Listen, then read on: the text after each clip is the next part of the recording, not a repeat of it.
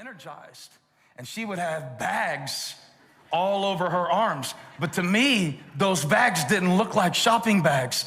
Those bags looked like grenades to be launched into our financial picture. Here I am trying to work. She's walking in with all these bags, looking how high, and then she has the nerve to say, don't worry, because I got it on. And this is what the devil wants, all right? Now Dan is trying to fall asleep on Saturday night, and again, I'm just making this up, but she handed you this offense. She wasn't trying to offend you. She was just shopping. It was just her thing. But Dan is working, and doesn't she see how hard I'm working? And how does she expect us to get ahead financially? And like the last thing she needs is another pair of shoes. And the enemy's like, yeah, that's good, Dan. That's good. She doesn't care about you. She doesn't respect you. She doesn't appreciate all that you're doing to provide for her. She's working against you. It's just a little offense. Meanwhile, Stephanie is still stuck on her birthday. It was 4 months ago. She's still mad about the pancakes. Come here, Stephanie. And she's over here, and she's still nursing that thing about the birthday. And see, it's every time she thinks about it, it gets a little deeper. She'll drive it down in there with every thought and reliving it and thinking about what he said and what she did and what they didn't say. They didn't pay attention to me, and don't appreciate me. And it drives it down deeper. And marriage is gonna give you, because it's the most intimate relationship. And the more intimate the relationship, the more infinite the potential for offense. And so you're gonna have like a million offenses, little offenses. And if you don't learn how to deal with them, because sometimes the thing that you liked about her when you were dating will drive you crazy now that you have to wake up with it every day. No offense to Stephanie, I'm sure she's wonderful. You're like, oh, why would you say that about her? It's true about everybody. Here's how the country preacher said it. He said, before marriage, opposites attract. After marriage, opposites attack. Amen. That's how the country preacher said it. And so, I know it's kind of heavy. That's how offenses are, but it's not all at once. It's just one at a time. So like, let's say that before marriage, you liked her because she is mysterious and quiet, and that draws you to her. But then in marriage, it can go this way to where it was really attractive that she was quiet and mysterious when you were dating her, but now in marriage, she won't ever talk. And it's like, no, but yeah, but no, but just for example. And it's like, why won't you tell me what's on your mind? But that's why you liked her. And before you married him, he was the life of the party. And he walked in and he just talked and lit up the room. And now, why won't he ever shut up? Dan will not shut up. Shut up, Dan. And so what actually was part of building the foundation of the relationship, now it's offense, and it happens a million different ways. And the enemy will give you all kinds of opportunities. And you don't realize what's happening because it's just one little conversation after another, you know? It's just dressing on Thanksgiving. It ain't a big thing. It's just me trying to tell Holly how to drive and her saying, well, then why don't you drive if you're such a good driver? And we have a lot of dysfunction in our relationship over what happens in the car because I can't find my way places and she can't drive. So she has a great sense of direction, but horrible driving skills. I'm a great driver with no sense of direction. So the other night, we're driving, coming from a movie, as a matter of fact, not the Christian football movie, but we're coming back. And she almost got us killed. And I was mad because to me, she wasn't paying attention. And we talked about that later, and she was like, well, you know, if you want to be in control of how the car works, there's a different seat you can sit in. Shut up. Rock up. Rock up.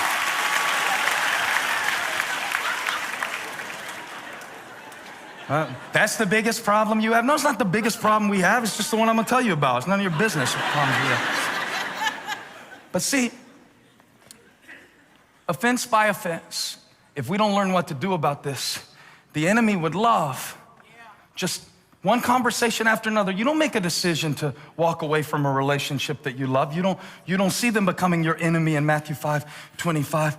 It's just one unacknowledged effort after another, and you start thinking, well, I'm the only one who ever takes out the trash around here. Well, I guess I'll do it again, like always. No, it's good, I got it. I got it, it's not a problem. I would love to get up with the kid again in the middle of the night. No, it's fine, I know, you gotta work. And now, what started as just a small offense, now what God joined together is separated because of offense.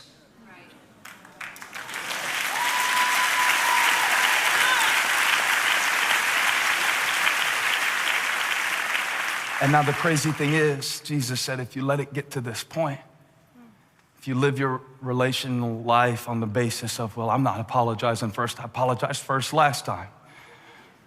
If you don't learn how to deal with these things, you find yourself in prison. It's not them that you imprison. It's you. Hey, Dan? Why don't we talk anymore? Where did the love go? Dan, we haven't been to P.F. Chang's in 3 years, Dan. You built offense. The enemy's agenda is destruction. His strategy is division, and his tactic is offense. Thankfully, God has given us another way to deal with offense. If only we could find an example of somebody who had every right to be offended, of somebody who had every right to hold it against us, of somebody who had every right to stand at a distance, but opened his arms and said,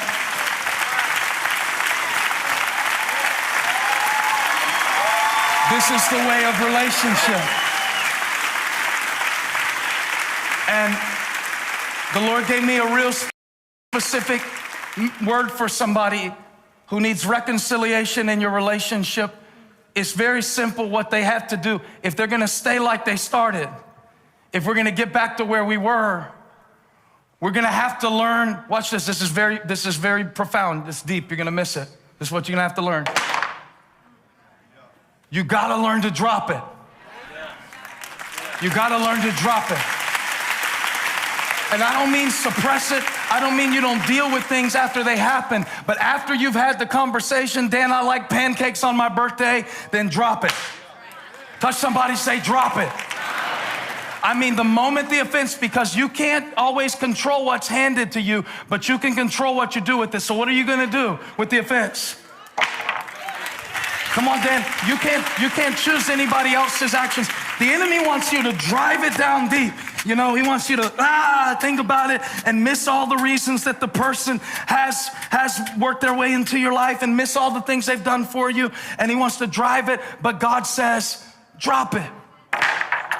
I believe that there are some things that we need to drop tonight. In fact, Jesus said, this is so important, that if you are in church at the altar offering a gift and a sacrifice, but the primary relationships in your life are dysfunctional and need reconciliation, you can't even properly connect with God unless you drop it. Do it again, Dan. Drop it.